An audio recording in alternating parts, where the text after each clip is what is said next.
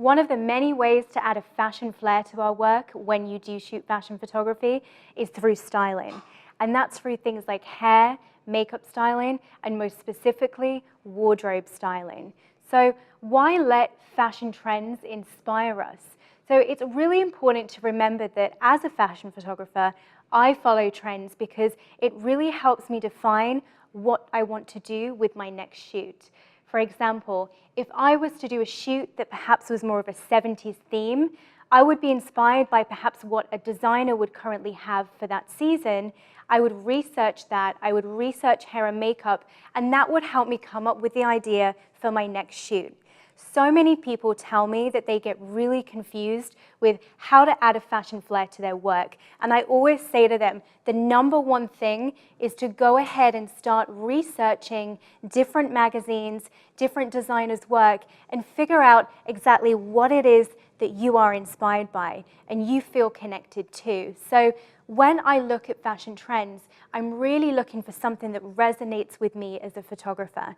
So things like more classic themes, more romantic, sometimes with things with a bit more of an edge. For example, perhaps a lady is wearing a beautiful suit and I photograph it very minimalist and it's very chic.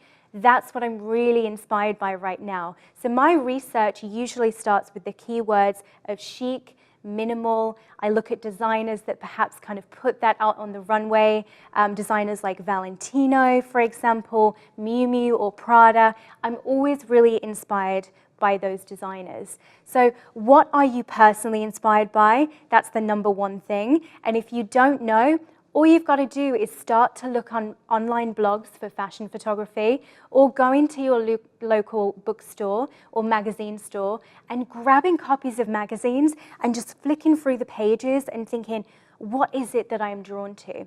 And what fashion trends are you attracted to? Because it's important to remember that photography style and fashion trends are linked. So always keep one finger on the pulse of the fashion industry. And when I say that, what I mean is you don't have to be fully immersed in the fashion industry to simply add a fashion flair to your work, especially if you're a portrait photographer wanted to add fashion flair through posing and styling. What I mean is just being aware of what trends are out there and realizing what it is that you like within those trends and how you could incorporate that into your work. So as a photographer, if you shoot with more soft lighting, more moody lighting, perhaps that's more linked to romantic trends like gowns and dresses. If you have a harsher light style, say you light with a beauty dish or you like to light with multiple lights and your light is more edgy, stronger, perhaps that's more linked to your subjects being stronger. So perhaps you favor more suits, for example, or things that show a lot more skin. So these are ways that I start to think about if I'm concepting a shoot, where am I starting from? So whenever I'm thinking about my concept, these are the things that go through my head. So I'm thinking, okay, what is my starting point? Perhaps I've seen a shoot I like, perhaps I've seen a designer come out with some collection that I'm really in love with, that's perhaps the keyword is romantic. If I've seen a shoot that's more minimalist, for example, if I've seen a Gatsby style shoot that is more 20s based, these are my starting points to concepting my shoot. So 20s, 80s, 90s, 70s, futuristic could be my starting point to concept the shoot, or it could be keywords like vibrant, monochrome, luxurious, timeless, surreal, moody, or edgy. So from that starting point, I'm then thinking, if I want to do a moody shoot, I want to then start thinking of these styling trends, and I want to really start thinking about my model and the casting and also the lighting that I'm going to use. So this is kind of where my story ideas come from. So here is some titles that I would use for an editorial shoot. So I've learned this from working with editors and photo editors and clients over the years, and I used to always be confused about concepting and where my idea came from. Fashion photography can sometimes be overwhelming because there's a lot to think about. And I think the one thing people really want to know is, how do I get those ideas? So you can see here, I have my ideas for my shoot based off those starting keywords. So spring whites, edgy florals, for example. It's a nice contrast between the prettiness of florals and the edgy. tailored simplicity, suits with very minimalist lighting, white backgrounds. 70s motel story, because 70s and motels and retro themes feel like they go together really well. So that helps me define what location I want to use. And glossy evening wear. So that's beautiful velvet evening wear, gowns, sparkles. That lends itself to more of a poppy direct light. So perhaps that's like a bare bulb strobe going straight at my model to really pop the scene with light. So it's helping me link my clothing, my lighting, and my idea together from this initial idea. So let me go through a few of my kind of shoots with you and tell you exactly why I've chosen these themes for these particular stories. So as you can see here, my ideas, the one on the right here with the girl with the white dress, this was a bridal shoot. However, I wanted to kind of mix things up a bit.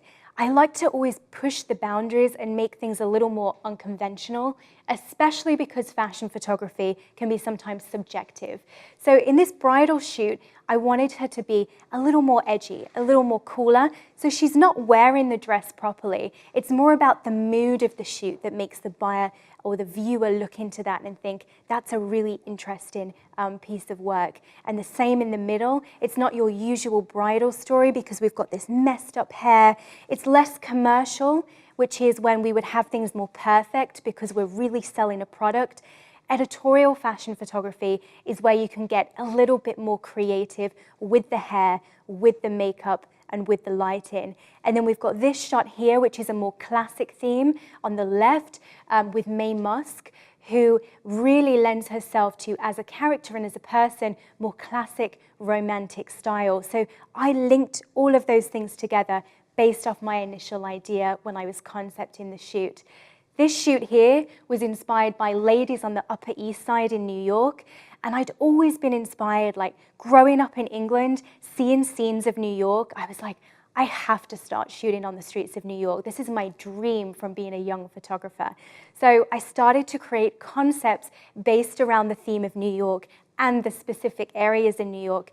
And one of the ideas was to shoot these almost in character Upper East Side ladies walking around with their pedigree dogs around the scenes of New York, and me capturing almost glimpses into their day. So that's how I concepted this shoot. What's the location? What do I need in the scene? I'm inspired by retro themes for this because of the era of the Upper East Side and the kind of clothing that I would like to dramatically portray those characters. And that really helped me define exactly what I wanted to do with my shoot plan.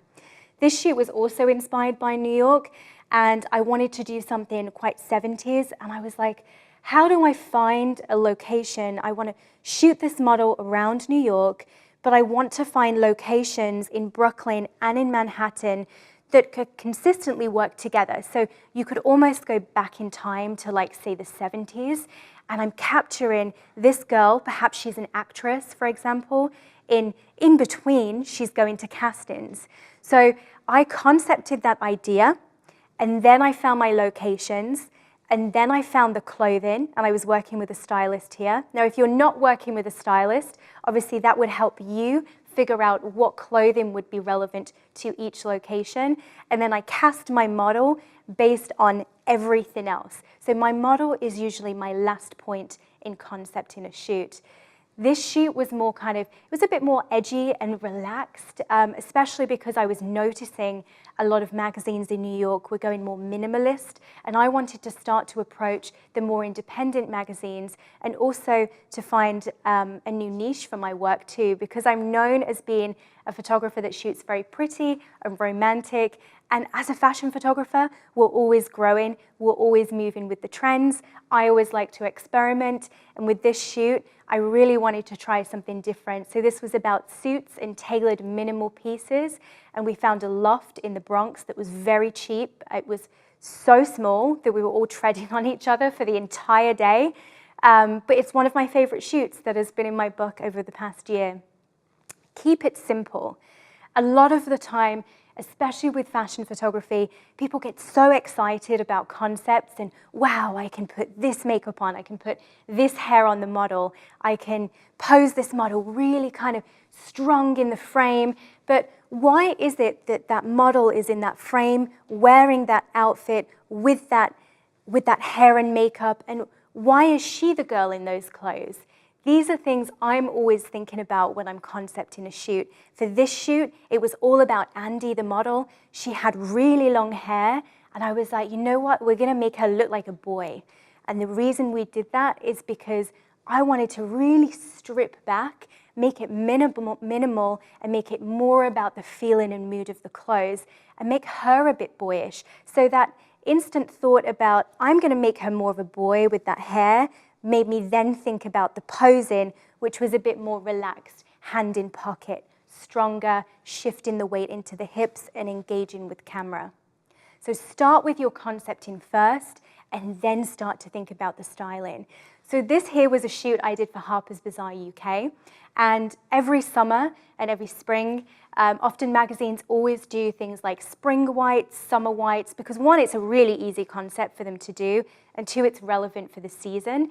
So I'm always shooting a lot of these airy, beautiful, lit, like light fill in the scene editorials.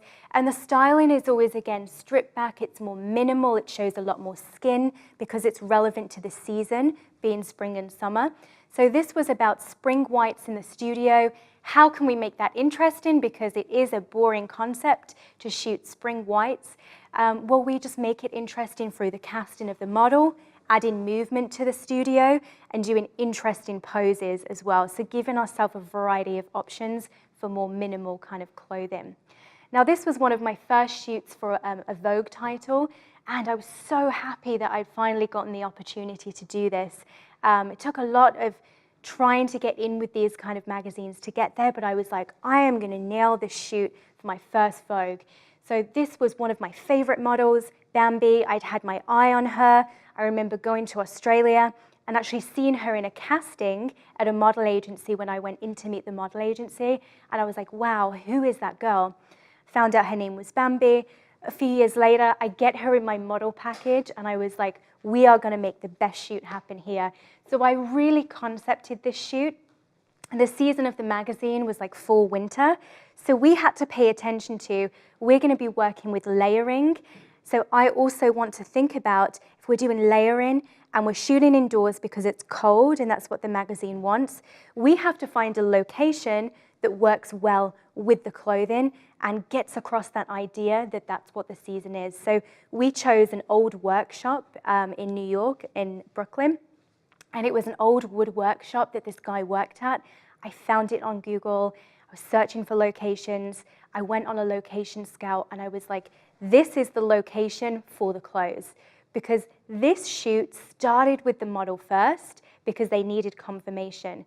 So most of the time I like to concept first from the idea through to the clothing to figure out the sizes and what we're doing and then cast the model. But this magazine really wanted to find out the model first and who they could get when the stylist flew from Asia over to New York. So Bambi was our model. I found my perfect, I've seen the styling that my stylist Melina bought. I know it's rustic. I know it's really kind of textured in the background. So this is what I want to do. So I figured out my location and found it based on the clothing I was using. This is one of my favorite shoots I've done over the past few years, especially because I started as a location photographer when I had limited equipment. And on this particular shoot, we really didn't have that much gear. I felt like I was going back to when I was 15-year-old, 16-year-old photographer, and I would run around after the model in the fields, and I had no equipment. So for me, this was me being very free when I'm shooting on location, and I wanted the feeling of the shoot to be very free. It was bohemian. We were thinking about the textures of the outfits and how they would stand out in the cabin, in the rustic scenarios, the rustic cabin in Pennsylvania. And I was like, okay, I want these two friends to be running around the scene. I want outfits that can move. So again, the shoot planning and the mood boards I did really helped that conversation with the stylist and then helped us define the location from that. So finding your ideas for concepting and trends. So think about where you could first find those initial pictures that you're going to save for your mood board and you're going to start to get your ideas from. So websites like Vogue.com, looking at recent designers and what they have on the runway, even if it's just a 10-minute look at that to figure out, okay, this season the trends seem to be more florals for spring, which is an obvious one, more layering, minimalist suits, maybe it's darker, maybe it's metallics, maybe it's 20s. And you can actually Google trend forecasting or trends for spring summer 2019, and you will see that other people have actually made Pinterest boards already with those reference points. So that's usually where I start when I'm concepting for my own shoots. There's also really great websites like fashiongonerogue.com that feature all of the recent editorials and campaigns by different photographers out there, which is a fantastic resource. Also Googling and going on Pinterest and just typing in your keywords as well. So when I was concepting the dog shoot, for example, I would type in Vogue dog shoot or Elle dog shoot or fashion shoot featuring dogs. And I'd already found so much imagery that I could either add to my Pinterest board or save to a desktop that I was like, okay, 10 minutes in and I already have an idea for my storyboard. Or it also could be as simple as collecting magazines or going to a bookstore like Barnes & Noble, grabbing a cup of coffee and just flicking through some magazines and taking photos of the pages. So it can be as simple as that. Just finding your concept and visual reference first will really help define what idea that you want to start working with.